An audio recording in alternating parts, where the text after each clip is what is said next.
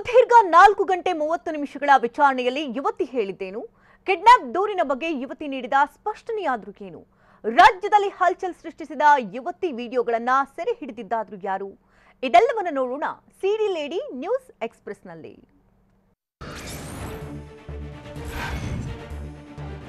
BJP ಶಾಸಕ ರಮೇಶ್ ಜಾರಕಿಹೊಳಿ ಸಿಡಿ ಸ್ಫೋಟಕ್ಕೆ ಸಂಬಂಧ SIT ವಿಚಾರಣೆ ತೀವ್ರಗೊಳಿಸಿದೆ।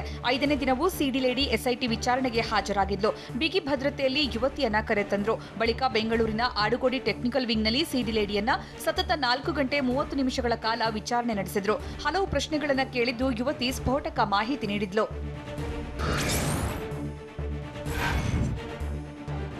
ಮಾಜಿ ಸಚಿವ ರಮೇಶ್ ಜಾರಕಿಹೊಳಿ ಸಿಡಿ ಸ್ಫೋಟ ಕೇಸ್ ಕ್ಷಣಕ್ಕೊಂದು ತಿರುವು ಪಡ್ಕೊಳ್ತಾ ಇದೆ। ಆರ್‌ಟಿ ನಗರ ಕಿಡ್ನಾಪ್ ಕೇಸ್ ಸಂಬಂಧ ಎಸ್ಐಟಿ ಅಧಿಕಾರಿಗಳು ಯುವತಿಗೆ ಕೆಲ ಪ್ರಶ್ನೆಗಳನ್ನ ಕೇಳಿದ್ರು। ಯುವತಿ ಪೋಷಕರು ಕಿಡ್ನಾಪ್ ಕೇಸ್ ದಾಖಲಿಸಿದ್ರು। ಹೀಗಾಗಿ ಪ್ರಕರಣ ಸಂಬಂಧ ಎಸಿಪಿಗಳಾದ ನಾಗರಾಜ್, ಕವಿತಾ ಸಿಡಿ ಲೇಡಿಯನ್ನ ತೀವ್ರ ವಿಚಾರಣೆಗೊಳಪಡಿಸಿದ್ರು।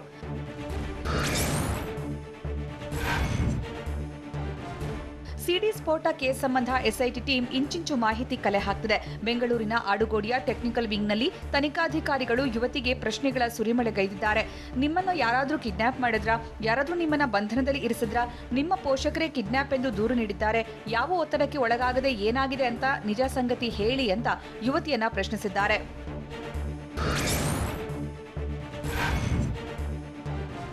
ರಮೇಶ್ ಜಾರಕಿಹೊಳಿ ಸಿಡಿ ಪ್ರಕರಣ ದಿನಕ್ಕೊಂದು ತಿರುವು ಪಡ್ಕೊಳ್ತಾ ಇದೆ। ಸಿಡಿ ಲೇಡಿಯನ್ನ ಎಸ್ಐಟಿ ಟೀಮ್ ತೀವ್ರ ವಿಚಾರಣೆ ನಡೆಸಿದೆ। ಯುವತಿ ಪೋಷಕರು ದಾಖಲಿಸಿರೋ ಕಿಡ್ನಾಪ್ ಕೇಸ್ ಸಂಬಂಧ ತನಿಖಾಧಿಕಾರಿಗಳು ಕೇಳಿದ ಪ್ರಶ್ನೆಗಳಿಗೆ ಆಕೆ ಉತ್ತರಿಸಿದ್ದಾಳೆ। ನನ್ನನ್ನ ಯಾರೂ ಕಿಡ್ನಾಪ್ ಮಾಡಿರಲಿಲ್ಲ, ನಾನಾಗಿಯೇ ಹೋಗಿದ್ದೆ ಎಂದು ಮಾಹಿತಿ ನೀಡಿದ್ದಾಳೆ। ಸಿಡಿ ಬಿಡುಗಡೆಯಿಂದ ಮನಸ್ಸಿಗೆ ತುಂಬಾನೇ ನೋವಾಯಿತು, ಇದೇ ಕಾರಣಕ್ಕೆ ನಾನು ಯಾರ ಕಣ್ಣಿಗೂ ಬಿದ್ದಿಲ್ಲ ಅಂತ ಸತ್ಯ ಬಾಯ್ಬಿಟ್ಟಿದ್ದಾಳೆ।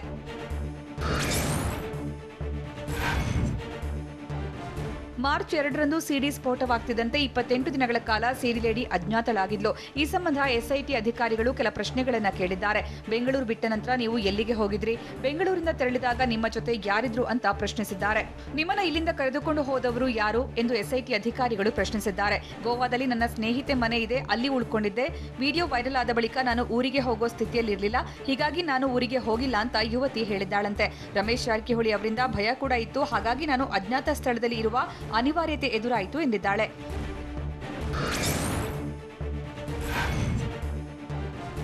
ಬೆಂಗಳೂರಿನ ಆಡುಗೋಡಿ ಟೆಕ್ನಿಕಲ್ ವಿಂಗ್ನಲ್ಲಿ ಸಿಡಿ ಲೇಡಿಗೆ ಎಸ್ಐಟಿ ಅಧಿಕಾರಿಗಳು ಗ್ರಿಲ್ ಮಾಡಿದ್ದಾರೆ। ನಿಮ್ಮನ್ನ ಯಾರಾದರೂ ಬಂಧನದಲ್ಲಿ ಇರಿಸಿದ್ರಾ? ನಿಮ್ಮ ತಂದೆ ತಾಯಿ ನಮ್ಮ ಮಗಳು ಬಂಧನದಲ್ಲಿದ್ದಾಳೆ ಅಂತ ಹೇಳಿದ್ದಾರೆ ಎಂದು ಎಸ್ಐಟಿ ಅಧಿಕಾರಿಗಳು ಪ್ರಶ್ನಿಸಿದ್ದಾರೆ। ಇಲ್ಲ ಸರ್, ನನ್ನನ್ನ ಯಾರೂ ಬಂಧನದಲ್ಲಿ ಇಟ್ಟಿರಲಿಲ್ಲ ಎಂದು ಲೇಡಿ ಉತ್ತರಿಸಿದ್ದಾಳೆ। ಅಲ್ಲದೆ ಒತ್ತಡ ಹಾಕಿ ನಿಮಗೇನಾದರೂ ವಿಡಿಯೋ ಮಾಡಿಸಿದ್ರಾ ಎಂದು ಎಸ್ಐಟಿ ಪ್ರಶ್ನಿಸಿದೆ। ಇಲ್ಲ, ಅದೆಲ್ಲ ನಾನೇ ಮಾಡಿದ್ದ ವಿಡಿಯೋ, ನನಗೆ ಯಾರ ಒತ್ತಡವೂ ಇರಲಿಲ್ಲ ಅಂತ ಯುವತಿ ಬಾಯ್ಬಿಟ್ಟಿದ್ದಾಳೆ।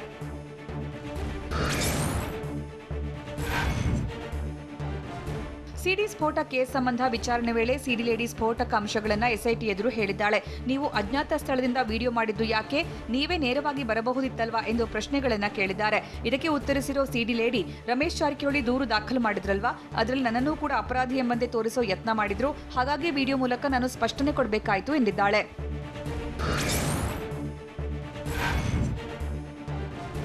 ಶಾಸಕ ರಮೇಶ್ ಜಾರಕಿಹೊಳಿ ಸಿಡಿ ಸ್ಫೋಟ ಕೇಸ್ ಬೆನ್ನು ಬಿದ್ದಿರೋ ಎಸ್ಐಟಿ ಅಧಿಕಾರಿಗಳು ಇಂಚಿಂಚು ಮಾಹಿತಿ ಕಲೆ ಹಾಕ್ತಿದ್ದಾರೆ। ಯುವತಿಗೆ ಎಸ್ಐಟಿ ತಂಡ ಪ್ರಶ್ನೆಗಳ ಸುರಿಮಳೆಗರೆದಿದ್ದಾರೆ। ನೀವು ಬೆಂಗಳೂರಿನಿಂದ ತೆರಳಿದಾಗ ನಿಮ್ಮ ಜೊತೆ ಯಾರಿದ್ರು? ಇಷ್ಟು ದಿನಗಳ ಕಾಲ ಹಣಕಾಸಿನ ನೆರವು ನೋಡಿಕೊಂಡಿದ್ದು ಯಾರು ಎಂದು ಪ್ರಶ್ನಿಸಿದ್ದಾರೆ। ಇದಕ್ಕೆ ಉತ್ತರಿಸಿರೋ ಸಿಡಿ ಲೇಡಿ, ನನ್ನ ಸ್ನೇಹಿತ ಆಕಾಶ್ ಬಿಟ್ರೆ ನನ್ನ ಜೊತೆ ಯಾರೂ ಇರಲಿಲ್ಲ, ನಾನೇ ನನ್ನ ದುಡ್ಡನ್ನು ತೆಗೆದುಕೊಂಡು ಹೋಗಿದ್ದೆ ಅಂತ ಹೇಳಿದ್ದಾಳಂತೆ।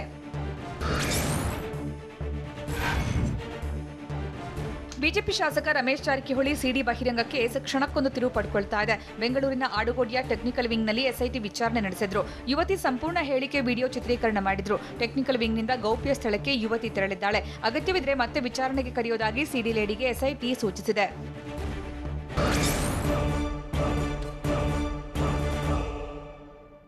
ಎಸ್ಐಟಿ ಪೊಲೀಸರು ಗೋ ಬೈ ಬುಕ್ ನಿಯಮ ಪಾಲಿಸ್ತಾ ಇರೋದು ಯಾಕೆ?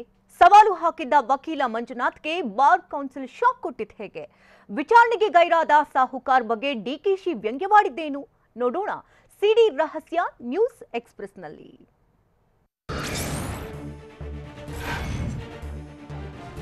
5ನೇ ದಿನದ ಎಸ್ಐಟಿ ವಿಚಾರಣೆಗೆ ಹಾಜರಾಗಿದ್ದ ಯುವತಿಗೆ ಆರ್‌ಟಿ ನಗರ ಠಾಣೆಗೆ ವರ್ಗಾವಣೆಯಾಗಿದ್ದ ಕೇಸ್ ಬಗ್ಗೆ ವಿಚಾರಣೆ ನಡೆಸಲಾಗಿದೆ। ಬೆಳಗಾವಿಯಲ್ಲಿ ಯುವತಿ ಪೋಷಕರು ದಾಖಲು ಮಾಡಿದ್ದ ಕೇಸ್ ಆರ್‌ಟಿ ನಗರ ಠಾಣೆಗೆ ವರ್ಗಾವಣೆಯಾಗಿತ್ತು। ಬಳಿಕ ಎಸ್ಐಟಿಗೆ ವರ್ಗಾವಣೆ ಮಾಡಲಾಗಿತ್ತು। ಈ ಸಂಬಂಧ ಎಸಿಪಿಗಳಾದ ನಾಗರಾಜ್, ಕವಿತಾ ವಿಚಾರಣೆ ನಡೆಸಿ ಯುವತಿ ಹೇಳಿಕೆಯನ್ನು ಸಂಪೂರ್ಣವಾಗಿ ವಿಡಿಯೋ ಚಿತ್ರೀಕರಣ ಮಾಡಲಾಗಿದೆ।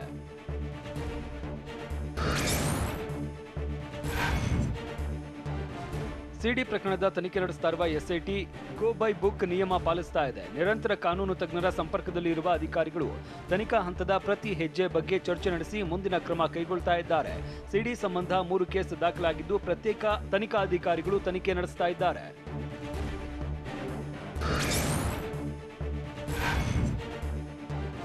ಸಾಹುಕಾರ್ ವಿರುದ್ಧ ಸಮರ ಸಾರಿರುವ ಸಿಡಿ ಲೇಡಿ ವಿಚಾರಣೆ ವೇಳೆ ಮಂಕಾಗಿದ್ದಾಳೆ.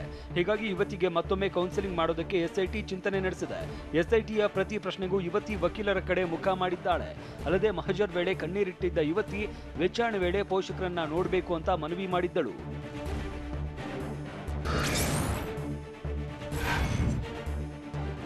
ಸಿಡಿ ಕೇಸ್ನ ಕಿಂಗ್ಫಿನ್ಗಳು ಎನ್ನಲಾದ ಮಾಜಿ ಪತ್ರಕರ್ತರಾದ ನರೇಶ್ ಹಾಗೂ ಶ್ರವಣ್ 1 ತಿಂಗಳು ಕಳೆದರೂ ಪತ್ತೆಯಾಗಿಲ್ಲ. ಹೀಗಾಗಿ ಒಂದೆಡೆ ಯುವತಿಯ ವಿಚಾರಣೆ ನಡೆಸ್ತಾ ಇರುವ ಎಸ್ಐಟಿ ಅಧಿಕಾರಿಗಳು ಮತ್ತೊಂದೆಡೆ ಸಿಡಿ ಕಿಂಗ್ಫಿನ್ಗಳಿಗಾಗಿ ಶೋಧ ನಡೆಸ್ತಾ ಇದ್ದಾರೆ. 4 ತಂಡಗಳು ಬೇರೆ ಬೇರೆ ರಾಜ್ಯದಲ್ಲಿ ಹುಡುಕಾಟ ನಡೆಸ್ತಾ ಇದೆ.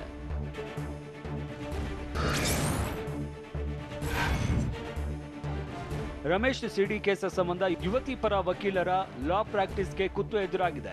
ವಕೀಲಿಕೆ ಕುರಿತು ವಿವಾದದ ಸಂದರ್ಭ ತೋಳಿನಲ್ಲಿ ತಾಕತ್ತು ಇದ್ರೆ ಅಂತ ವಕೀಲ್ ಜಗದೀಶ್ ಕುಮಾರ್ ಮಂಜುನಾಥ್ ಸವಾಲು ಹಾಕಿದ್ದರು. ಅಲ್ಲದೆ ಬಾರ್ ಕೌನ್ಸಿಲ್ ವೆಲ್ಫೇರ್ ಸ್ಟಾಂಪ್ಗಳಲ್ಲೇ ಅಕ್ರಮ ಅಂತ ಆರೋಪ ಮಾಡಿದ್ದರು. ಹೀಗಾಗಿ ಜಗದೀಶ್ ಆಪ್ತ ವಕೀಲ ಮಂಜುನಾಥ್ ವಿರುದ್ಧ ವಿಚಾರಣೆಗೆ ತೀರ್ಮಾನ ಮಾಡಲಾಗಿದ್ದು ವಿಚಾರಣೆ ಮುಗಿಯುವವರೆಗೆ ಸನ್ನದು ಅಮಾನತು ಮಾಡಿ ಬಾರ್ ಕೌನ್ಸಿಲ್ ತೀರ್ಮಾನ ಮಾಡಿದೆ. ಜಗದೀಶ್ ದೆಹಲಿ ಬಾರ್ ಕೌನ್ಸಿಲ್ನಲ್ಲಿ ನೋಂದಣಿಯಾಗಿರೋದ್ರಿಂದ ಅವರ ವಿರುದ್ಧ ಸದ್ಯಕ್ಕೆ ಕ್ರಮ ಅಸಾಧ್ಯವಾಗಿದೆ.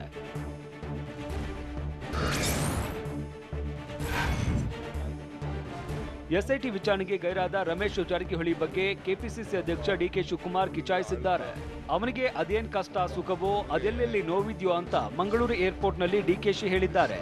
ನಿನ್ನೆ ವಿಶೇಷ ತನಿಖಾ ದಳದ ವಿಚಾರಣೆಗೆ ಹಾಜರಾಗಬೇಕಾಗಿದ್ದ ಮಾಜಿ ಸಚಿವ ರಮೇಶ್ ಜಾರಕಿಹೊಳಿ ಅನಾರೋಗ್ಯದ ಕಾರಣ ನೀಡಿ ವಿಚಾರಣೆಗೆ ಗೈರಾಗಿದ್ದರು.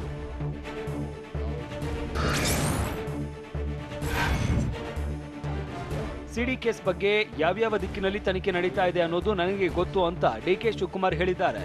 ಎಸ್ಐಟಿಯಲ್ಲಿ ಒಳ್ಳೊಳ್ಳೆ ಹೆಸರು ಇಟ್ಕೊಂಡಿರುವ ಅಧಿಕಾರಿಗಳು ಇದ್ದಾರೆ. ಆದ್ರೆ ಪಾಪ police officers I am sorry for them. ಈ ಬಗ್ಗೆ ಈಗ ಬೇಡ, ಆಮೇಲೆ ಮಾತನಾಡ್ತೇನೆ ಅಂತ ಡಿಕೆಶಿ ಹೇಳಿದ್ರು.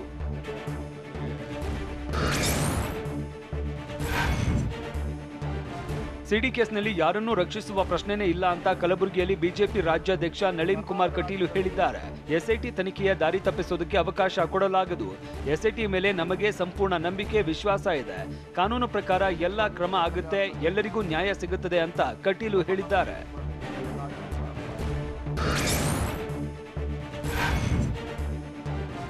ಎಲ್ಲ ಪಕ್ಷಗಳದ್ದು ಸಿಡಿ ಇದೆ ಅಂತ ಬಿಜೆಪಿ ಶಾಸಕ ಬಸವರಾಜ್ ದಡೇಸಗೂರ್ ಹೊಸ ಬಾಂಬ್ ಸಿಡಿಸಿದ್ದಾರೆ.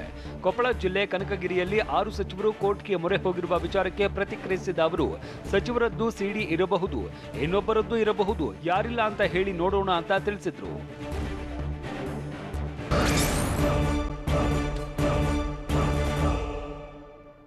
ಅಬ್ಬರಿಸಿ ಬೊಬ್ಬೆರಿತಾ ಇರೋ ಕೊರೋನಾ ಬಗ್ಗೆ ಸಚಿವರು ಕೊಟ್ಟ ಶಾಕಿಂಗ್ ಸುದ್ದಿಯಾದ್ರೂ ಏನು? ಜೂನ್ ಅಂತ್ಯದವರೆಗೂ ರಾಜ್ಯದಲ್ಲಿ ಟಫ್ ರೂಲ್ಸ್ ಮುಂದುವರಿಯುತ್ತಾ? 9ನೇ ತರಗತಿವರೆಗಿನ ಬಂದ್ಗೆ ರುಪ್ಸಾ ವಿರೋಧಿಸಿದ್ದಾದ್ರೂ ಯಾಕೆ? ನೋಡೋಣ ಕೊರೋನಾಘಾತ ನ್ಯೂಸ್ ಎಕ್ಸ್‌ಪ್ರೆಸ್‌ನಲ್ಲಿ.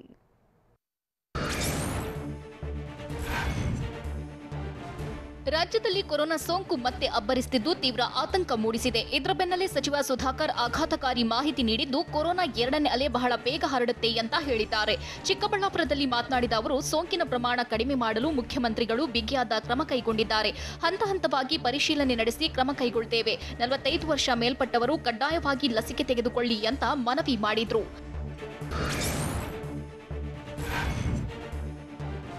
ಕೊರೋನಾ ನಿಯಂತ್ರಿಸಲು ಸರ್ಕಾರ ಕಠಿಣ ನಿಯಮಗಳನ್ನು ಜಾರಿ ಮಾಡಿದೆ. ಈ ಬಗ್ಗೆ ಪ್ರತಿಕ್ರಿಯಿಸಿರುವ ಸಚಿವ ಸುಧಾಕರ್, ಯಾವುದೇ ಚಟುವಟಿಕೆಯ ನಿಷೇಧ ನಮ್ಮ ಪ್ರಯತ್ನವಲ್ಲ, ಸೋಂಕು ನಿಯಂತ್ರಣ ಮಾಡುವುದಷ್ಟೇ ನಮ್ಮ ಪ್ರಯತ್ನ ಅಂತ ಹೇಳಿದ್ದಾರೆ. ಕೊರೋನಾ ಬಗ್ಗೆ ಜನರಿಗೆ ಅರಿವಿದೆ, ಆದರೆ ನನಗೆ ಕೊರೋನಾ ಬಂದಿಲ್ಲ ಅನ್ನೋ ಉದಾಸೀನವಿದೆ. ಹೀಗಾಗಿ ಜನರು ತಮ್ಮ ಭಾವನೆಯನ್ನ ಸರಿ ಮಾಡಿಕೊಳ್ಬೇಕು ಅಂತ ಸಚಿವರು ತಿಳಿಸಿದ್ರು.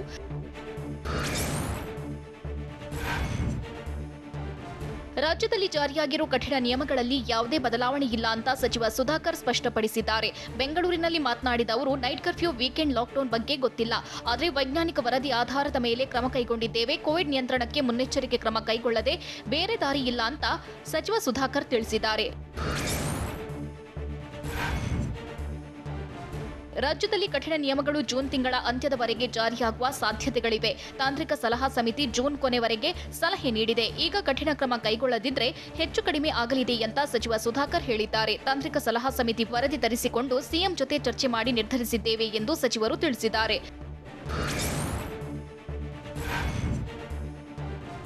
ಕೊರೋನಾ ತೀವ್ರ ಮಟ್ಟದಲ್ಲಿ ಹಬ್ಬುತ್ತಿರೋದ್ರಿಂದ ರಾಜ್ಯದಲ್ಲಿ 6ರಿಂದ 9ನೇ ತರಗತಿವರೆಗೆ ಶಾಲೆ ಬಂದ್ ಮಾಡಲಾಗಿದೆ. ಆದರೆ ರಾಜ್ಯ ಸರ್ಕಾರದ ನಿರ್ಧಾರಕ್ಕೆ ರುಪ್ಸಾ ಸಂಘಟನೆ ವಿರೋಧಿಸಿದ್ದು 6ರಿಂದ 9ನೇ ಕ್ಲಾಸ್ವರೆಗೆ ತರಗತಿ ನಡೆಸಲು ಅವಕಾಶಕ್ಕಾಗಿ ಮುಖ್ಯ ಕಾರ್ಯದರ್ಶಿಗೆ ರುಪ್ಸಾದಿಂದ ಪತ್ರ ಬರೆದು ಮನವಿ ಮಾಡಿದೆ.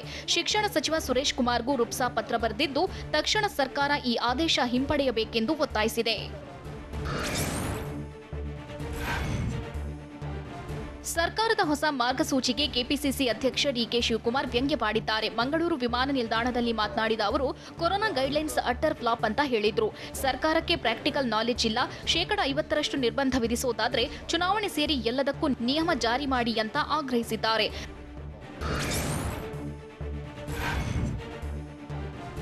ರಾಜ್ಯದಲ್ಲಿ ಕೊರೋನಾ 2ನೇ ಅಲೆ ಸ್ಫೋಟಗೊಳ್ತಿರೋದು ರಾಜ್ಯದ ಜನರನ್ನ ಬೆಚ್ಚಿ ಬೀಳಿಸಿದೆ. ಕರುನಾಡಿಗೆ ಮತ್ತೆ ಕಿಲ್ಲರ್ ಕೊರೋನಾ ನಿರ್ಬಂಧದ ಬರೆ ಎಳೆದಿದೆ. ರಾಜ್ಯಾದ್ಯಂತ ಮತ್ತೆ ಕಠಿಣಾತಿ ಕಠಿಣ ರೂಲ್ಸ್ ಜಾರಿಗೆ ತರಲಾಗಿದೆ. ರಾಜ್ಯದ 8 ಜಿಲ್ಲೆಗಳಲ್ಲೇ ಕಿಲ್ಲರ್ ಕೊರೋನಾ ಅಬ್ಬರಿಸುತ್ತಿದ್ದು ಬೆಂಗಳೂರಿನಲ್ಲೇ ದಿನದಿಂದ ದಿನಕ್ಕೆ ವೈರಸ್ ಹೆಚ್ಚುತ್ತಲೇ ಇದೆ. ಹೀಗಿದ್ರೂ ಬೆಂಗಳೂರು ಸೇರಿದಂತೆ ರಾಜ್ಯದ ಹಲವೆಡೆ ಜನರು ನಿಯಮಗಳಿಗೆ ಡೋಂಟ್ ಕೇರ್ ಎಂದಿದ್ದಾರೆ.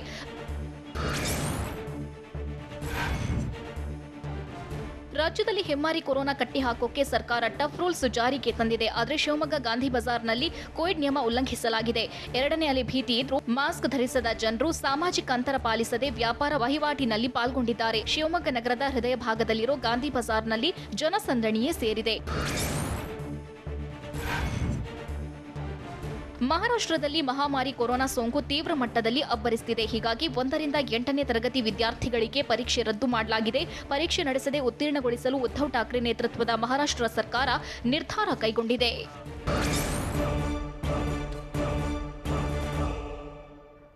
ಸ್ಯಾಂಡಲ್ವುಡ್ಗೆ ಮತ್ತೆ ಕೊರೋನಾ ಬರೆ ಎಳೆದಿದ್ದು ಹೇಗೆ ಸರ್ಕಾರ? ಫಿಲ್ಮ್ ಚೇಂಬರ್ನಲ್ಲಿ ಸಭೆ ನಡೆಸಿ ಸುಧಾಕರ್ ವಿರುದ್ಧ ಕಿಡಿಕಾರಿದ್ದಾದರೂ ಯಾರು? ಸರ್ಕಾರದ ನಿರ್ಧಾರ ಗೌರವಿಸುತ್ತೇವೆ ಎಂದ ಸುದೀಪ್ ಯುವರತ್ನ ಬಗ್ಗೆ ಹೇಳಿದಾದ್ರೂ ಏನು ನೋಡೋಣ ಚಂದನವನಕ್ಕೆ ಶಾಕ್ ನ್ಯೂಸ್ ಎಕ್ಸ್‌ಪ್ರೆಸ್‌ನಲ್ಲಿ.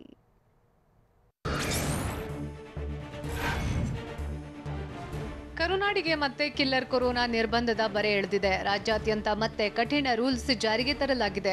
ಥಿಯೇಟರ್ಗಳಲ್ಲಿ 100% ಅವಕಾಶ ನೀಡಿದ ಸರ್ಕಾರ ಇದೀಗ ಮತ್ತೆ ಹೊಸ ರೂಲ್ಸ್ ಜಾರಿಗೆ ತಂದಿದೆ. 8 ಜಿಲ್ಲೆಗಳಲ್ಲಿ ಸಿನಿಮಾ ಹಾಲ್ಗಳಲ್ಲಿ 50% ಮಾತ್ರ ಅವಕಾಶ ನೀಡಲಾಗಿದೆ. ಬೆಂಗಳೂರು ನಗರ, ಬೆಂಗಳೂರು ಗ್ರಾಮಾಂತರ, ಮೈಸೂರು, ಉಡುಪಿ, ಕಲಬುರಗಿ, ದಕ್ಷಿಣ ಕನ್ನಡ, ಬೀದರ್, ಧಾರವಾಡದಲ್ಲಿ 50% ಮಾತ್ರ ಪ್ರೇಕ್ಷಕರ ಭರ್ತಿಗೆ ಅವಕಾಶ ನೀಡಿದೆ.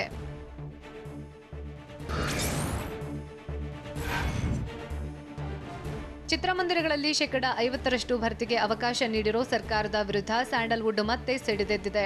ಸರ್ಕಾರದ ನಿರ್ಧಾರ ಖಂಡಿಸಿ ಬೆಂಗಳೂರಿನ ಫಿಲ್ಮ್ ಚೇಂಬರ್ನಲ್ಲಿ ಚಿತ್ರಮಂದಿರಗಳ ಮಾಲೀಕರು, ಸಿನಿಮಾ ವಿತರಕರು ಸಭೆ ನಡೆಸಿದ್ರು. ಬಳಿಕ ಮಾತನಾಡಿದ ಸಾರಾ ಗೋವಿಂದು, ಯುವರತ್ನ ಸಿನಿಮಾ ರಿಲೀಸ್ ಆದಾಕ್ಷಣ ಏಕಾಏಕಿ ಈ ರೀತಿ ಮಾಡಿರೋದ್ರಿಂದ ಸರ್ಕಾರದಿಂದಲೇ ಈ ಚಿತ್ರದ ಕೊಲೆ ಆಗಿದೆ ಅಂತ ಕಿಡಿಕಾರಿದ್ರು.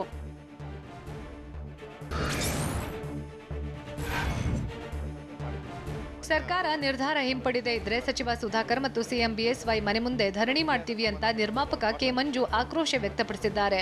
ಸರ್ಕಾರದ ಈ ನಿರ್ಧಾರದ ಹಿಂದೆ ಯಾರದ್ದು ಕೈವಾಡ ಇದೆ ಅನ್ನೋದು ಮೇಲ್ನೋಟಕ್ಕೆ ಕಾಣ್ತಾ ಇದೆ.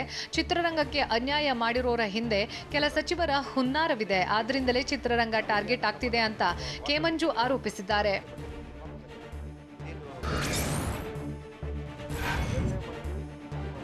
ಸಚಿವ ಸುಧಾಕರ್ ವಿರುದ್ಧ ನಿರ್ಮಾಪಕ ಕೆ ಮಂಜು ವಾಗ್ದಾಳಿ ನಡೆಸಿದ್ದಾರೆ. ಸುಧಾಕರ್ ಅವರಿಗೆ ಈ ಬಗ್ಗೆ ಜ್ಞಾನ ಇಲ್ಲ ಅಂದ್ರೆ, ಅವರಿಗೆ ನಿಭಾಯಿಸೋ ಶಕ್ತಿ ಇಲ್ಲ ಅಂದ್ರೆ ಮುಖ್ಯಮಂತ್ರಿಗಳು ಅವರ ಖಾತೆ ಬದಲಾಯಿಸಬೇಕು. ರಾಜಕೀಯ ಪಕ್ಷಗಳ ಕಾರ್ಯಕ್ರಮದಲ್ಲಿ, ಪ್ರಚಾರಗಳಲ್ಲಿ, ಮಾರ್ಕೆಟ್ಗಳಲ್ಲಿ ಸಾವಿರಾರು ಜನ ಸೇರಿದ್ರೆ ಕೊರೋನಾ ಬರೋದಿಲ್ವಾ ಅಂತ ಕೆ ಮಂಜು ಪ್ರಶ್ನಿಸಿದ್ದಾರೆ.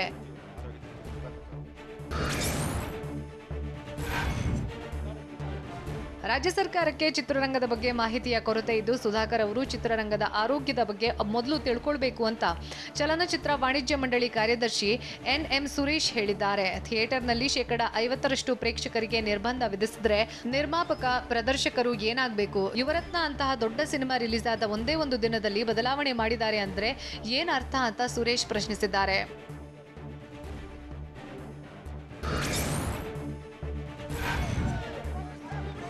ರಾಜ್ಯ ಸರ್ಕಾರದ ನಿರ್ಧಾರ ಪವರ್ ಸ್ಟಾರ್ ಪುನೀತ್ ರಾಜ್ಕುಮಾರ್ ಅಭಿಮಾನಿಗಳ ಆಕ್ರೋಶಕ್ಕೆ ಗುರಿಯಾಗಿದೆ. ಯುವರತ್ನ ಸಿನಿಮಾ ಬಿಡುಗಡೆಯಾಗಿ ಉತ್ತಮ ಪ್ರದರ್ಶನ ಕಾಣ್ತಾ ಇರೋ ಹೊತ್ತಲ್ಲೇ ಚಿತ್ರಮಂದಿರಗಳಲ್ಲಿ 50% ಭರ್ತಿಗಷ್ಟೇ ಅವಕಾಶ ನೀಡಿದ್ದಾರೆ. ಇದರ ಹಿಂದೆ ಷಡ್ಯಂತ್ರ ಅಡಗಿದೆ ಅಂತ ಆರೋಪಿಸಿರೋ ಅಪ್ಪು ಫ್ಯಾನ್ಸ್ ಫಿಲ್ಮ್ ಚೇಂಬರ್ಗೆ ಮುತ್ತಿಗೆ ಹಾಕಿ ಸರ್ಕಾರದ ವಿರುದ್ಧ ಘೋಷಣೆ ಕೂಗಿ ಆಕ್ರೋಶ ವ್ಯಕ್ತಪಡಿಸಿದ್ರು.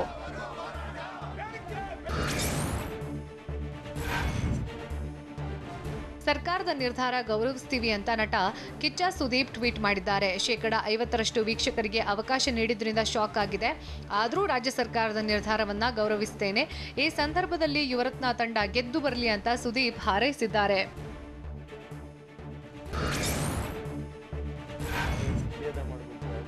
ಯಾರೋ ಒಬ್ಬರ ಹಿತಾಸಕ್ತಿಗಿಂತ ರಾಜ್ಯದ ಹಿತಾಸಕ್ತಿ ಮುಖ್ಯ ಅಂತ ಆರೋಗ್ಯ ಸಚಿವ ಡಾಕ್ಟರ್ ಕೆ ಸುಧಾಕರ್ ಹೇಳಿದ್ದಾರೆ. ಚಿತ್ರಮಂದಿರಗಳಲ್ಲಿ 50% ಪ್ರೇಕ್ಷಕರ ಭರ್ತಿಗಷ್ಟೇ ಅವಕಾಶ ನೀಡಿರೋದ್ರ ವಿರುದ್ಧ ಭಾರೀ ಆಕ್ರೋಶ ವ್ಯಕ್ತವಾಗ್ತಾ ಇದೆ.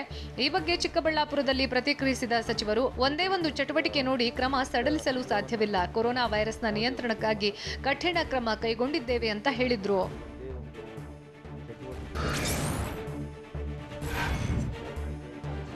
ಚಿತ್ರಮಂದಿರಗಳಿಗೆ ಸರ್ಕಾರ ವಿಧಿಸಿರೋ ನಿಯಮಗಳ ಬಗ್ಗೆ ಕೆಪಿಸಿಸಿ ಅಧ್ಯಕ್ಷ ಡಿಕೆಶಿ ವ್ಯಂಗ್ಯವಾಡಿದ್ದಾರೆ. ಮನೆಯಲ್ಲಿ ಗಂಡ ಹೆಂಡತಿ ಒಟ್ಟಿಗೆ ಇರಬಹುದು, ಆದರೆ ಥಿಯೇಟರ್ಗೆ ಹೋದ್ರೆ ದೂರ ಕೂತ್ಕೋಬೇಕಂತೆ. ಹಿಂಗಂದ್ರೆ ಯಾರು ಥಿಯೇಟರ್ಗೆ ಹೋಗ್ತಾರೆ? ಅರ್ಧ ನಡೆಸೋಕೆ ಇವರೇನು ಅರ್ಧ ಟ್ಯಾಕ್ಸ್ ತಗೋತಾರಾ ಅಂತ ಮಂಗಳೂರಿನಲ್ಲಿ ಡಿಕೆಶಿ ಪ್ರಶ್ನಿಸಿದ್ದಾರೆ.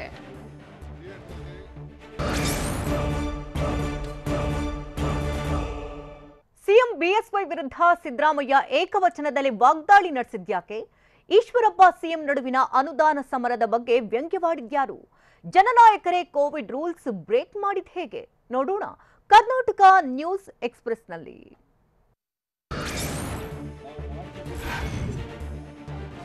ಜನರ ತೆರಿಗೆ ಹಣದಲ್ಲಿ ಅನ್ನಭಾಗ್ಯ ಯೋಜನೆ ಕೊಟ್ಟಿದೆ. ಆದ್ರೀಗ ಬಿಎಸ್ವೈ 7 ಕೆಜಿಯಿಂದ 5 ಕೆಜಿಗೆ ಇಳಿಸಿದ್ದಾನೆ ಅಂತ ಸಿದ್ದರಾಮಯ್ಯ ಹರಿಹಾಯ್ದಿದ್ದಾರೆ. ಹಾಸನ ಜಿಲ್ಲೆ ಚನ್ನರಾಯಪಟ್ಟಣ ಹುಲ್ಲೇನಹಳ್ಳಿಯಲ್ಲಿ ಮಾತನಾಡಿದ ಸಿದ್ದು, ಸಿಎಂ ಆದ ಅರ್ಧ ಗಂಟೆಯಲ್ಲಿ ಅನ್ನಭಾಗ್ಯ ಘೋಷಿಸಿದೆ. ನಾನೇನು ನಮ್ಮ ಮನೆಯಿಂದ ಅಕ್ಕಿ ತಂದು ಕೊಡ್ತಿರ್ಲಿಲ್ಲ. ಆದ್ರೀಗ ಬಿಜೆಪಿ ಸರ್ಕಾರ ಅಕ್ಕಿ ಕಡಿತಗೊಳಿಸಿದೆ ಅಂತ ಸರ್ಕಾರದ ವಿರುದ್ಧ ವಾಗ್ದಾಳಿ ನಡೆಸಿದ್ದಾರೆ.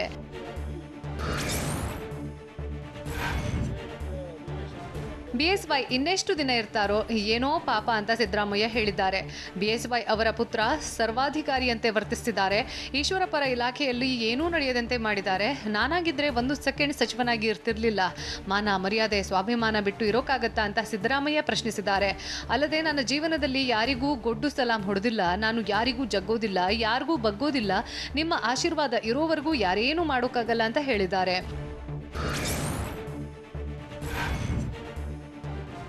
ಡಿಕೆಶಿ ಬಿವೈ ವಿಜಯೇಂದ್ರ ಲಕ್ಷ್ಮೀ ವಿಲಾಸ್ ಫೆಡರಲ್ ಬ್ಯಾಂಕ್ನಲ್ಲಿ ಎಷ್ಟು ಹಣ ಇರಿಸಿದ್ದಾರೆ ಅನ್ನೋದನ್ನ ಸ್ಪಷ್ಟಪಡಿಸಲಿ ಅಂತ ಬಸನಗೌಡ ಪಾಟೀಲ್ ಯತ್ನಾಳ್ ವಿಜಯಪುರದಲ್ಲಿ ಪ್ರಶ್ನಿಸಿದ್ದಾರೆ.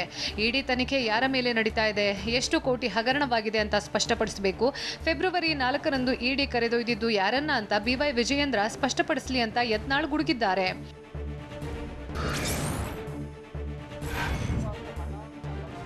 ಬಿಜೆಪಿ ಪ್ರಧಾನ ಕಾರ್ಯದರ್ಶಿ ರವಿಕುಮಾರ್ಗೆ ಶಾಸಕ ಬಸನಗೌಡ ಪಾಟೀಲ್ ಯತ್ನಾಳ್ ಟಾಂಗ್ ಕೊಟ್ಟಿದ್ದಾರೆ. ಮೊನ್ನೆ ವಿಧಾನಸಭೆಯಲ್ಲಿ ರವಿಕುಮಾರ್ ಭೇಟಿಯಾಗಿದ್ರು. ಯತ್ನಾಳ್ ಅವರೇ, ನೀವು ಮಾಡ್ತಿರೋದು ಸರಿಯಾಗಿದೆ, ಸಿಎಂ ಬದಲಾವಣೆ ಆಗಲೇಬೇಕು, ಇಲ್ಲದೇ ಇದ್ರೆ ಬಿಜೆಪಿಗೆ ಭವಿಷ್ಯ ಇಲ್ಲ ಅಂತ ಅವರೇ ಹೇಳಿದ್ರು ಅಂತ ಯತ್ನಾಳ್ ಮಾತಿನ ಬಾಣ ಬಿಟ್ಟಿದ್ದಾರೆ. ವಿಜಯೇಂದ್ರಗೆ ಬೈ ಎಲೆಕ್ಷನ್ ಉಸ್ತುವಾರಿ ಕೊಟ್ಟಿದ್ದನ್ನ ವಿರೋಧಿಸಿದ ಯತ್ನಾಳ್ ಬಗ್ಗೆ ರವಿಕುಮಾರ್ ಕಿಡಿಕಾರಿದ್ರು.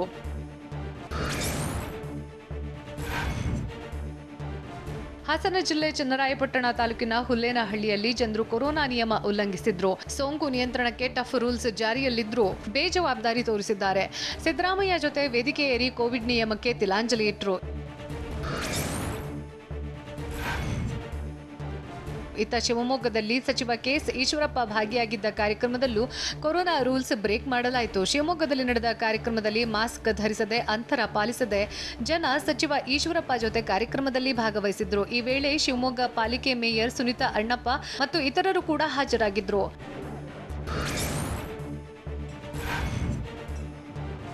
ಬೆಳಗಾವಿ ಜಿಲ್ಲೆ ಸೌದತ್ತಿ ತಾಲೂಕಿನ ವಿವಿಧೆಡೆ ಕಾಂಗ್ರೆಸ್ ಅಭ್ಯರ್ಥಿ ಸತೀಶ್ ಜಾರಕಿಹೊಳಿ ಕ್ಯಾಂಪೇನ್ ಮಾಡಿದ್ದಾರೆ. ಮುನವಳ್ಳಿಯಲ್ಲಿ ತೆರೆದ ಜೀಪ್ನಲ್ಲಿ ಪ್ರಚಾರದಲ್ಲಿ ಭಾಗಿಯಾಗಿ ಕೇಂದ್ರದ ವಿರುದ್ಧ ಸತೀಶ್ ವಾಗ್ದಾಳಿ ನಡೆಸಿದ್ರು. ಜನವಿರೋಧಿ ನೀತಿಗಳಿಗೆ ತಕ್ಕ ಉತ್ತರ ನೀಡಬೇಕು, ಕೃಷಿ ತಿದ್ದುಪಡಿ ಕಾಯ್ದೆ, ತೈಲ, ಗ್ಯಾಸ್ ಬೆಲೆ ಏರಿಕೆಗೆ ಮತದಾರರು ತಕ್ಕ ಉತ್ತರವನ್ನ ಕೊಡಬೇಕು, ಹಾಗಾಗಿ ಕಾಂಗ್ರೆಸ್ಗೆ ಮತ ಹಾಕುವಂತೆ ಸತೀಶ್ ಪ್ರಚಾರ ನಡೆಸಿದ್ರು.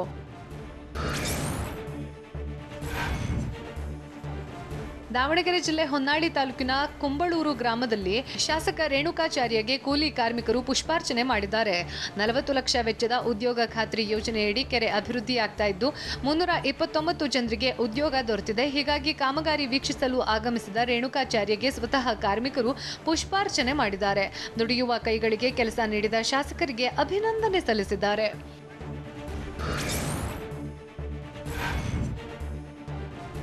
ಸಾರಿಗೆ ನೌಕರರ ಬೇಡಿಕೆ ಈಡೇರಿಸದೇ ಇದ್ರೆ ಮುಷ್ಕರ ಖಚಿತ ಅಂತ ಬೆಂಗಳೂರಿನಲ್ಲಿ ಕೋಡಿಹಳ್ಳಿ ಚಂದ್ರಶೇಖರ್ ಹೇಳಿದ್ದಾರೆ. ಸರ್ಕಾರ 6ನೇ ವೇತನ ಆಯೋಗ ಜಾರಿಗೊಳಿಸಲೇಬೇಕು. ಜೊತೆಗೆ ಸಾರಿಗೆ ನೌಕರರ ವಿವಿಧ ಬೇಡಿಕೆ ಈಡೇರಿಸಲೇಬೇಕು. ಒಂದು ವೇಳೆ ಬೇಡಿಕೆ ಈಡೇರದೇ ಇದ್ರೆ ಏಪ್ರಿಲ್ 7ರಿಂದ ಸಾರಿಗೆ ಮುಷ್ಕರ ನಡೆಸೇತಿರ್ತೇವೆ ಅಂತ ಸಾರಿಗೆ ನೌಕರರ ಕೂಟದ ಗೌರವಾಧ್ಯಕ್ಷ ಆಗಿರೋ ಕೋಡಿಹಳ್ಳಿ ಚಂದ್ರಶೇಖರ್ ಸರ್ಕಾರಕ್ಕೆ ಎಚ್ಚರಿಕೆ ಕೊಟ್ಟಿದ್ದಾರೆ. ಇನ್ನು ಸದ್ಯ ಸಾರಿಗೆ ಸಿಬ್ಬಂದಿ ಬೇಡಿಕೆ ಈಡೇರಿಕೆಗೆ ಒತ್ತಾಯಿಸಿ ಮುಷ್ಕರ ಮುಂದುವರೆಸಿದ್ದಾರೆ.